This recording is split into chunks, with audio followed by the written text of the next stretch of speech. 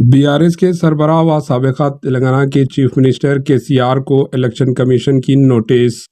Election commission of India की जानिब से बीआरएस के सरबराह व साबिक़ा चीफ मिनिस्टर केसीआर को चीफ मिनिस्टर तेलंगाना के खिलाफ रिमार्क्स पर नोटिस जारी की गई है। सिलसिला में चीफ मिनिस्टर रेवंत रेड्डी के खिलाफ रिमार्क्स किए थे, जिस पर कांग्रेसी कायदीन ने इलेक्शन कमीशन से शिकायत की। शिकायत के बाद इलेक्शन कमीशन की जानिब से नोटिस जारी की गई। कांग्रेस कायद निरंजन रेड्डी ने इलेक्शन कमीशन से की गई शिकायत में कहा था कि सिलसिला के जलसे में केसीआर ने रेवंत रेड्डी के खिलाफ नामुनासिब तबसरा किए हैं, जिस पर इलेक्शन कमीशन ने 4 जुम्मे की रात बीआरएस सरबराह को नोटिस जारी की। Bureau report, HN news.